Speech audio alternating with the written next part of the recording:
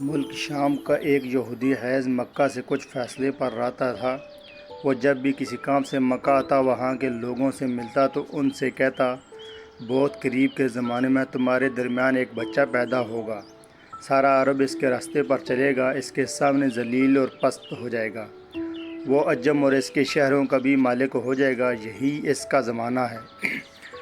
جو اس کی نبوت کے زمانے کو پائے گا اور اس کی پیروی کرے گا وہ اپنے مقصد میں کامیاب ہوگا، جیسے خیر اور بھلائی کی وہ امید کرتا ہو وہ اس کو حاصل ہوگی، اور جو شخص اس کی نبوت کا زمانہ پائے گا مگر اس کی مخالفت کرے گا وہ اپنے مقصد اور آرزو میں ناکام ہوگا۔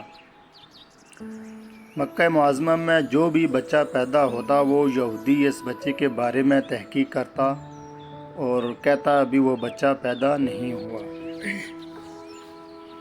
آخر جب نبی کریم صلی اللہ علیہ وآلہ وسلم اس دنیا میں تشریف لائے تو عبد المطلب اپنے گھر سے نکل کر اس یہودی کے پاس پہنچے۔ اس کی عبادت گاہ کے دروازے پر پہنچ کر انہیں آواز دی۔ حیض نے پوچھا، کون ہے؟ انہوں نے اپنا نام بتایا، پھر اس سے پوچھا، تم اس بچے کے بارے میں کیا کہتے ہو؟ اس نے انہیں دیکھا، پھر بولا، ہاں تم ہی اس کے باپ ہو سکتے ہو، بے شک وہ بچہ پیدا ہو گیا ہے جس کے بارے میں نے تم لوگوں سے کہا کرتا تھا، وہ ستارہ آج طلوع ہو گیا ہے، جو اس بچے کی پیدائش کی علامت ہے، اور اس کی علامت یہ ہے کہ اس وقت اس بچے کو درد ہو رہا ہے، یہ تکلیف اسے 3 دن تک رہے گی اور اس کے بعد یہ ٹھیک ہو جائے گا۔ راہب نے جو یہ کہا تھا کہ بچہ 3 دن تک تکلیف میں رہے گا، تو اس کی تفصیل یہ ہے کہ آپ نے 3 دن تک دودھ نہیں پیا تھا۔ اور یہودی نے جو یہ کہا تھا کہ ہاں آپ ہی اس کے باپ ہو سکتے ہیں، اس سے یہ مراد ہے کہ عربوں میں دادا کو بھی باپ کہا دیا جاتا ہے۔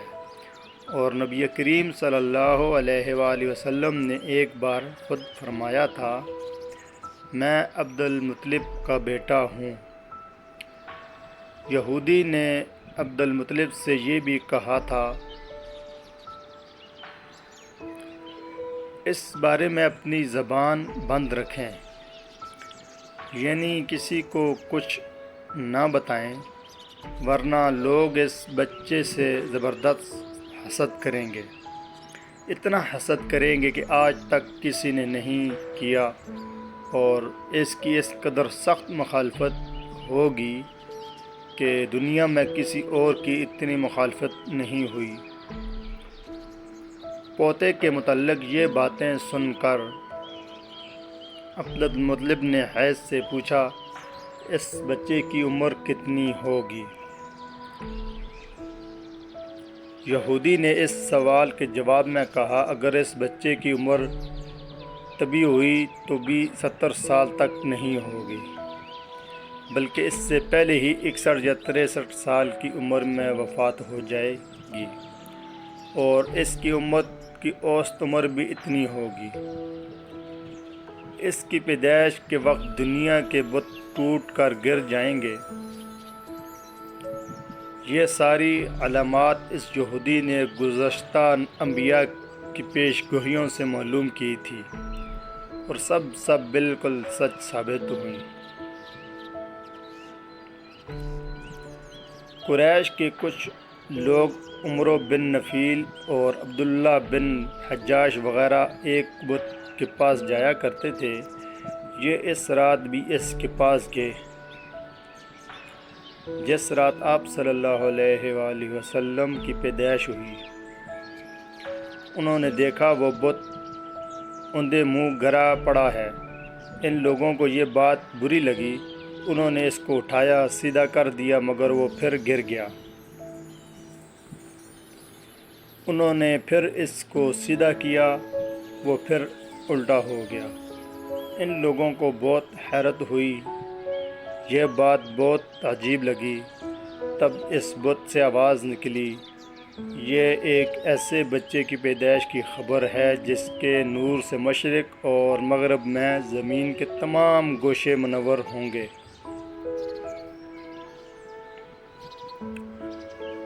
بت سے نکلنے والی آواز نے انہیں اور زیادہ حیرت زدہ کر دیا۔ اس کے علاوہ ایک واقعہ یہ پیش آیا کہ ایران کے شہنشاہ کسریٰ نوشیروان کے محل ہلنے لگا اور اس میں شگاف پڑ گئے۔ نوشیروان کا یہ محل نہایت مضبوط تھا، بڑے بڑے پتھروں اور چونے سے تعمیر کیا گیا تھا۔ اس واقعے سے پوری سلطنت میں دہشت پھیل گئی۔ شگاف پڑنے سے خوفناک آواز بھی نکلی تھی۔ محل کے 14 کنگرے ٹوٹ کر نیچے آ گرے تھے۔ آپ کی پیدائش پر ایک واقعہ یہ بھی پیش آیا کہ فارس کے تمام آتش گدوں کی وہ آگ بجھ گئی جس کی وہ لوگ پوجا کرتے تھے اور اس کو بجھانے نہیں دیتے تھے، لیکن اس رات میں ایک ہی وقت میں تمام کے تمام آتش گدوں کی آگ آنا فانا بجھ گئی۔ آگ کی بجھنے والوں میں رونا پٹنا مچ گیا۔ کسریٰ کو یہ تمام اطلاعات ملی تو اس نے ایک کاہن کو بلایا۔ اس نے اپنے محل میں شگاف پڑنے اور آتش گدوں کی آگ بجھنے کے واقعات سے سنا کر پوچھا، آخر ایسا کیوں ہو رہا ہے؟ وہ کاہن خود تو جواب نہ دے سکا، تاہم اس نے کہا، ان سوالات کے جوابات میرے ماموں دے سکتا ہے۔ اس کا نام ستی ہے۔ نوشیروان نے کہا، ٹھیک ہے، تم جا کر ان سوالات کے جوابات لاؤ۔ وہ گیا، ستی سے ملا، اس سے یہ واقعہ سنائے۔ اس نے سن کر کہا، احسا والے نبی ظاہر ہوں گے جو عرب اور شام پر چھا جائیں گے، اور جو کچھ ہونے والا ہے ہو کر رہے گا۔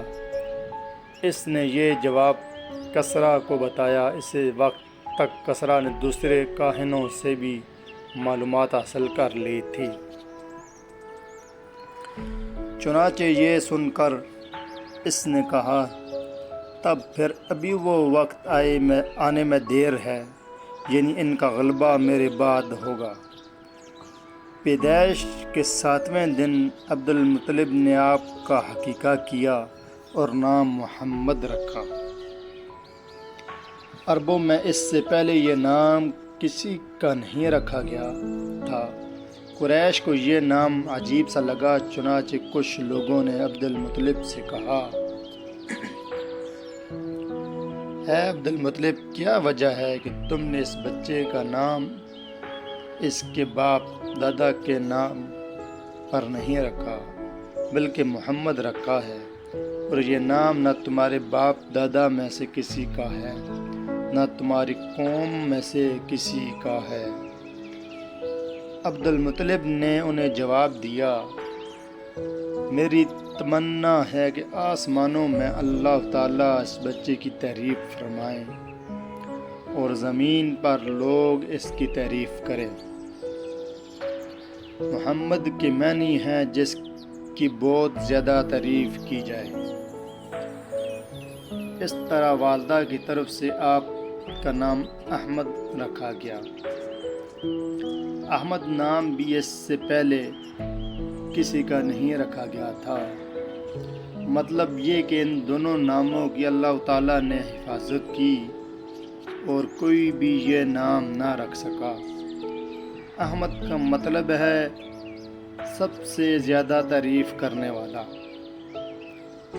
علامہ سہیلی نے لکھا ہے، آپ احمد پہلے ہیں اور محمد بعد میں، یعنی آپ کی تعریف دوسروں نے بعد میں کی۔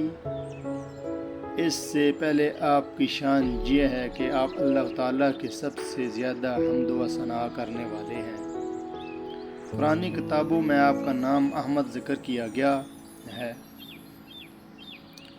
اپنی والدہ کے بعد آپ نے سب سے پہلے صوبیہ کا دودھ پیا۔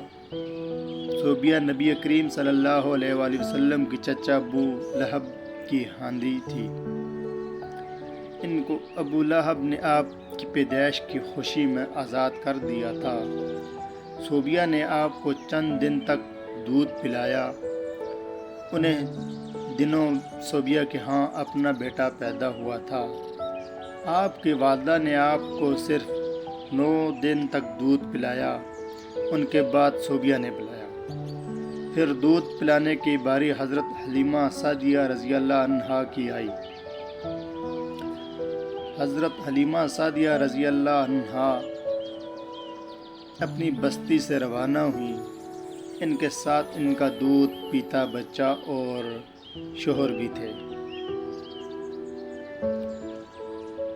حضرت حلیمہ سعدیہ رضی اللہ عنہا دوسری عورتوں کے بعد مکہ میں داخل ہوئیں۔ ان کا خچر بہت کمزور اور مریل تھا۔ ان کے ساتھ ان کی کمزوروں اور بوڑھی اونٹنی تھی۔